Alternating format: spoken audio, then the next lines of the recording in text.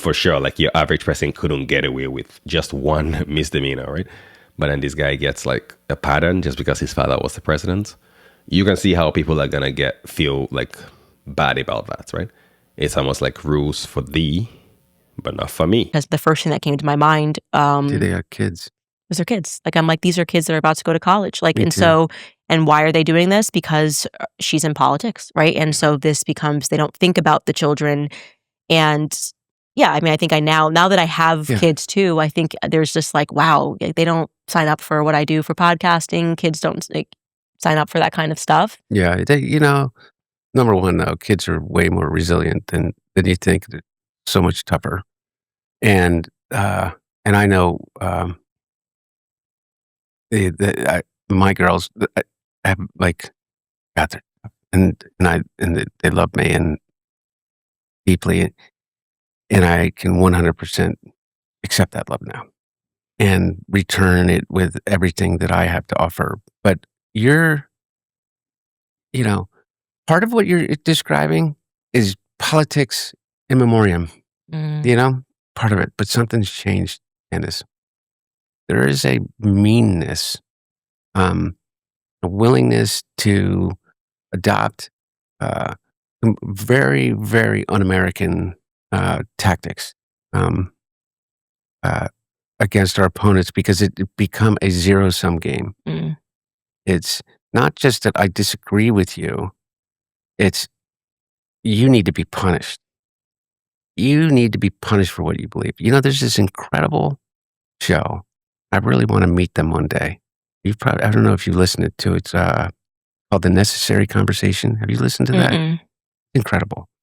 It's a brother and a sister who are progressives. One lives in LA and like one lives in Austin, okay, something like that. And she runs a bakery. This sister and a mom and dad. And they are ultra MAGA. And I think they were like in, Missouri somewhere. Okay. And I mean, like, don't take their caps off. Trump literally can do no wrong. He's playing 4D chess on the Epstein thing. I know he said no war in Iran, but, he must have a reason for it, and you can't convince, like, literally, but they have this conversation. And they have real issues with each other. Like, the daughter gets really mad at the dad. Like, Dad, you were a jerk to us when we were kids. You made me, but then she has this conversation with her mom who loves animals and like taught her about empathy, and they would adopt all, these animals, and they would, you find out like her dad taught, or coached all of their little league games, and she was a softball player. And if a kid couldn't like afford the uniform, dad would quietly go out and buy the uniform. And he's awful on this thing, by the way.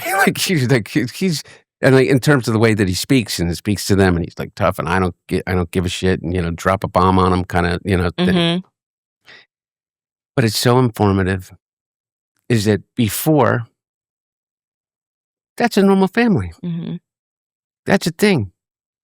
Before, you and I could meet at a restaurant in Georgetown, and your husband and my wife, and we could have dinner together. And like with Tucker, I knew Tucker. You know what I mean? And like you could have dinner together and think that what Tucker was saying was crazy, and I don't agree with, and I don't agree with half the stuff. But you know what it didn't mean? It didn't mean that I thought that he should be tried for treason and executed. And that's what happened to me.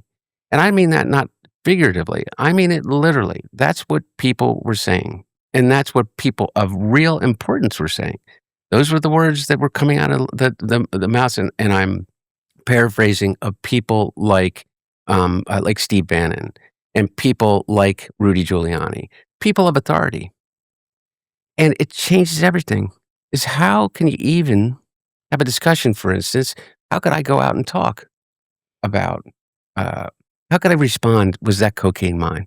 Mm-hmm. Like, what do you want? You want me to take a drug test? Because I'm taking a drug test almost weekly for the Department of Corrections and probation.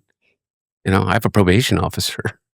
I'm on release until trial. But what do you do?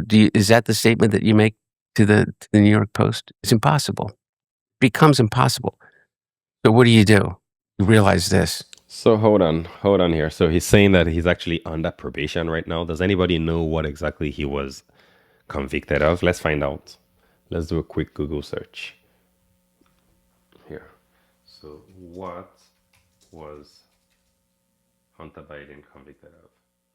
123 federal.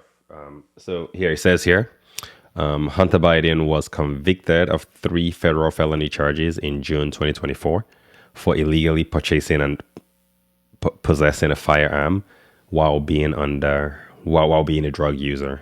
Okay. In September 2024, he also pleaded guilty to 9 additional federal charges, 3 felonies, and 6 misdemeanors related to tax evasion. Before his sentencing, then President Joe Biden issued a full pardon for his son, covering all federal offenses committed between 2014 and 2024. So that right there is like, isn't that kind of crazy how like he gets to get a pardon just because his father was the president? I think that would be another reason why people are angry. I'm not saying that Hunter is a bad person. I'm not against him. I don't even know him. He doesn't know me either. Not probably, definitely doesn't know me. I mean, I'm the one reacting to his interview.